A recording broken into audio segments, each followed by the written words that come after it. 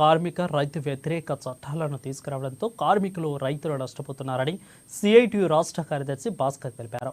సిద్దిపేట జిల్లా కేంద్రంలోని విపంచి ఆడిటోరియంలో యునైటెడ్ ఎలక్ట్రిసిటీ ఎంప్లాయీస్ యూనియన్ రాష్ట్ర 4వ మహాసభలను నిర్వహించారు.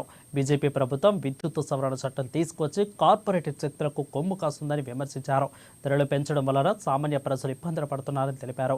ప్రభుత్వ సంస్థలకు ప్రభుత్వాలు బకాయిలు చెల్లించకపోవడంతో నష్టాలలో నడుస్తున్నాయని ఆయన మండిపడ్డారు. కేంద్ర బీజేపీ ప్రభుత్వం 2023 విద్యుత్ సవరణ బిల్లుని చట్టంగా తీసుకొచ్చి మొత్తం విద్యుత్ సంస్థలను కూడా కార్పొరేట్ శక్తులకు ఆదాని అంబానీలకి కట్టబెట్టేటువంటి ప్రయత్నం జరుగుతూ ఉంది. అదే సందర్భంగా ఆ సంస్థల్లో పనిచేసేటువంటి ఉద్యోగుల హక్కుల మీద దాడి చేస్తుంది.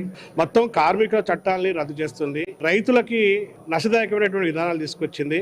కేంద్ర ప్రభుత్వం తీసుకొచ్చినటువంటి విధానాల వల్ల ఒక పక్కన రైతులు, మరో పక్కన కార్మికులు, మూడో పక్కన వ్యవసాయ కార్మికులు ఉపాధి హామీ పథకానికి నిధులు తగ్గించడం వల్ల, టీంలకు నిధులు తగ్గించడం వల్ల ఎస్సీ ఎస్టీ పిల్లలు, అదేవిధంగా ధరలు పెంచడం వల్ల సామాన్య ప్రజలు ఇబ్బంది పడుతున్నారు.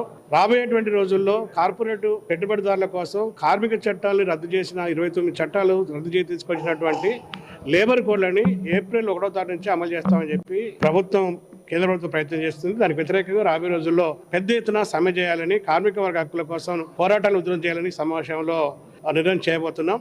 ఎన్నికల ముందు కాంట్రాక్ట్ అవుట్ సోర్సింగ్ ఉద్యోగుల్ని పర్మనెంట్ చేస్తామని చెప్పి రేవంత్ రెడ్డి గారు ఎన్నికల ముందు తన మేనిఫెస్టోలో ప్రకటించారు.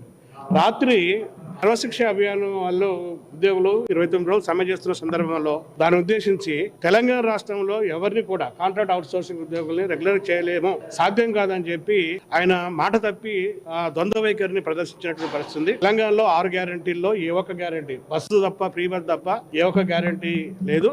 తెలంగాణలో ఉన్నటువంటి విద్యుత్ సంస్థలను కాపాడడం కోసం ప్రైవేటీకరణకు వ్యతిరేకంగా జరుగుతున్న పోరాటంలో వాళ్ళ వైఖరిని చెప్పాలి. కార్మికులందరినీ కూడా కనీస వేతనాలు ఇవ్వాలి.